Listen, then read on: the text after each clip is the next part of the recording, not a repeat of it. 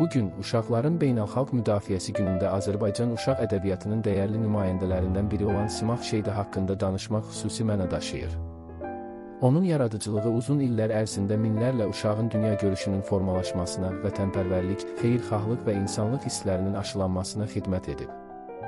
1 iyun Uşaqların Beynəlxalq Müdafiəsi günü bütün dünyada uşaqlara sevgi, qayğı və diqqətin təcəssümü kimi qeyd olunur. Bu əlamətdar gündə Azərbaycan uşaq ədəbiyyatına böyük töhfələr vermiş tanınmış şair, dramaturq, Azərbaycan və İsrail Yazıçılar Birliyinin üzvü Simax Şeydanın yaradıcılığını xatırlamaq xüsusi əhəmiyyət daşıyır. Simax Şeyda Azərbaycan ədəbiyyatında özünə məxsus dəstxətti olan sənətkarlardan biri idi.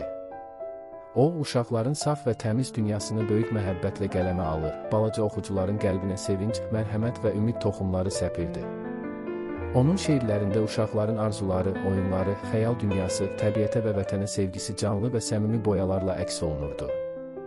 Şairin ilk uşaq kitablarından biri olan Təyyarə oxucular tərəfindən maraqla qarşılanmış, sonraki illərdə isə Mən balaca kosmonavtam, Yaxşı qız, Kimin belə qızı var, Tülkü, Tümbəki və digər kitabları uşaqların sevimli əsərlərinə çevrilmişdir.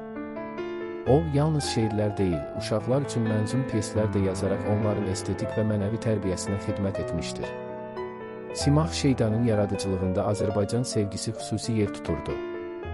Dağ yəhudisi mənşəli olmasına baxmayaraq, bütün əsərlərini Azərbaycan dilində yazmış, ömrü boyu Azərbaycan mədəniyyətinin və ədəbiyyatının təbliği ilə məşğul olmuşdur. O, klassik Azərbaycan poeziyasını dağ yəhudilərinin dilinə tərcümə edərək xalqlar arasında mənəvi körpülər yaratmışdır.